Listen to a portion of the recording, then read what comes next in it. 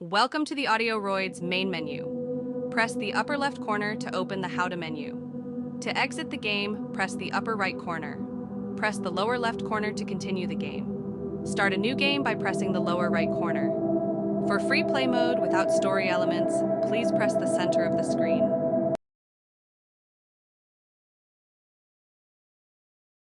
In 2065, a shower of asteroids struck our Earth, wiping out entire regions and robbing many people of their livelihoods. A scene of devastation unfolded, sparking unrest in many parts of the world. Leading scientists initially identified an instability in the asteroid belt of our solar system as the cause and painted a bleak picture for the future of our planet.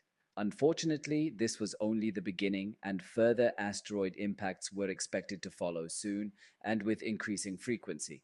The governments of the leading industrial nations were forced to take military action and established a missile defense system.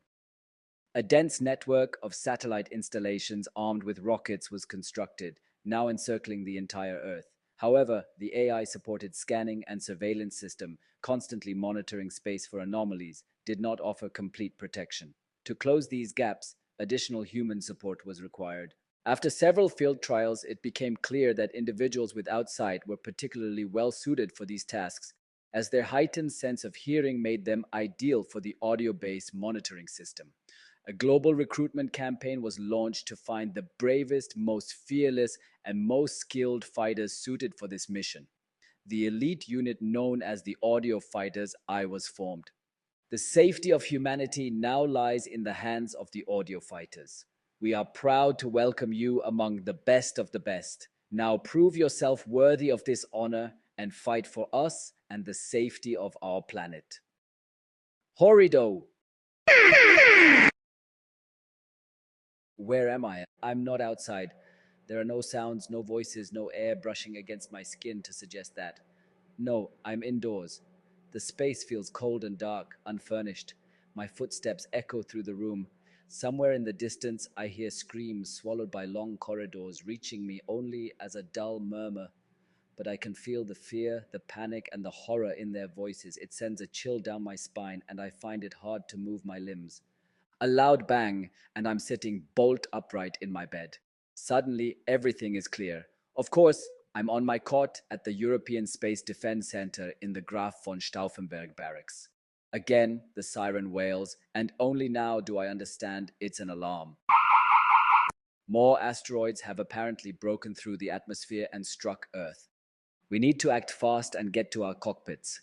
Fortunately, I still have half my uniform on. During alert status, every second counts.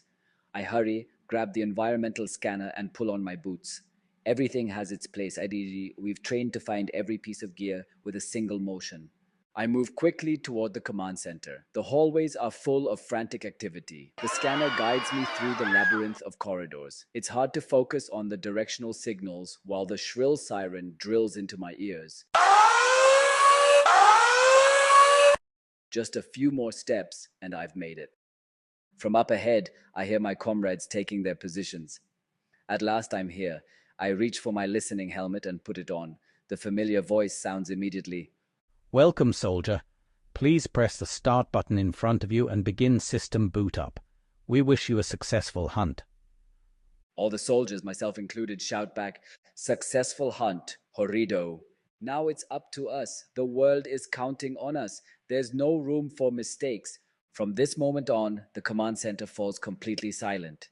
Welcome, Audio Fighter. During the first defense level for a simple asteroid wave, you must quickly tap the bottom of the screen when you hear the following tone. Afterward, a rocket will be fired to destroy the asteroid. To start the mission, tap your screen. Good hunting, Horrido.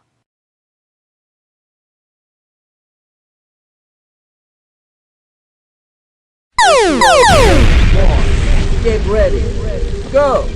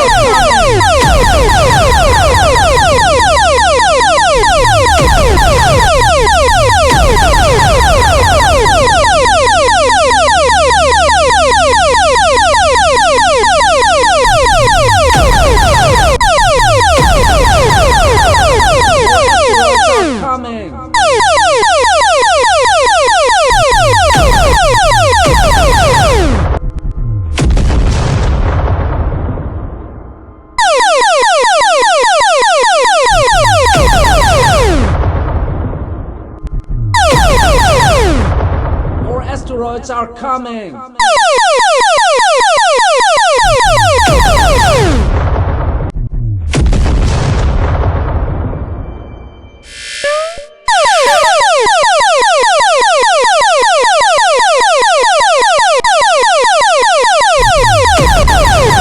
Asteroids are coming!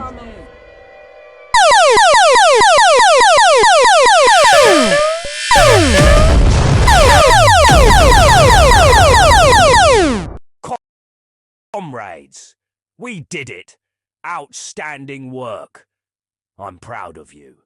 At the last minute, you averted a major threat to our planet, and once again, our audio fighters program has proven itself. You've shown once more that you are masters of your craft, and that we can rely on you when it truly matters. The motivating words of our battalion commander, Colonel Schramm, feel like a balm to the soul, especially when I think back to how he drilled and pushed us during recruitment and training. That was no place for soft souls. Not everyone made it through to the end. Mistakes, not tolerated. And even now, I can still hear his shouting echo in my ears. I was sorry to see some of the recruits quit. I didn't always agree with his ruthless discipline, but I understand now why he was so relentless. In combat, even the smallest mistake could mean the end of civilization. I'm exhausted and hungry. I decide to eat in the canteen with a few comrades. There's stew today. Afterwards, we lie down and fall asleep, tired, satisfied, and just a little proud. The next morning starts as usual. I shower, get dressed, and head to breakfast. But something's different. The mess hall is filled with quiet tension. I sit down next to Lynch and Sith.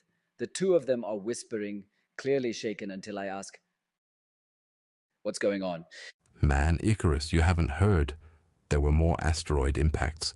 They hit near some of our military bases. Those sites are only partially operational now. My heart pounds. I can't believe what I'm hearing. Quiet! Everyone sit down! Quiet! Colonel Schramm's voice thunders through the hall. Some of you may have already heard. Last night, several asteroid strikes hit parts of our military installations in the west and south. A murmur spreads through the room. Again, silence. We still don't know the full extent of the damage. What this means is, we'll now have to monitor the satellite systems of those affected bases as well. I regret to inform you, ladies and gentlemen, but these are exactly the kinds of emergency scenarios you were trained for. There is a new shift schedule, and until further notice, no days off. The updated orders are effective immediately. Return to your duties, and don't let us down. Yeah, of course he can't be bothered to say thanks. Sith mutters. Colonel Schramm eyes us sharply. I lean over and whisper, "Shut up and let's move." We head back to our stations. Once again, it's up to us to save the world. Successful hunt, Horido? Asteroid Wave 1. Get ready. Go!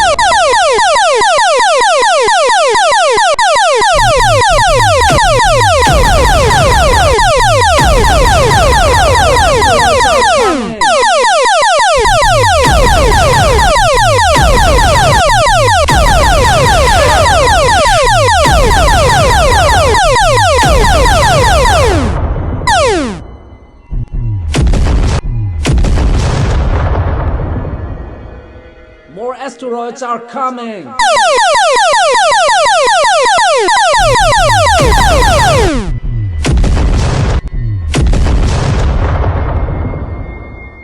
Icarus, you coming to the canteen? Levander asks. Thanks, but I'm completely wiped. I just want to crash. Catch you later. All right, see you then. See you, I reply. It's been an exhausting shift. Ever since the recent attacks, each of us has had to monitor a larger sector. I head straight to my quarters and lie down. My eyes close instantly, and I slip into a deep, dreamless sleep. When I wake up, my two bunkmates are already back, speaking quietly. What are you talking about? I ask. There's new info on the affected bases. Looks like they're no longer operational. Sif says. There were casualties too, injured and dead.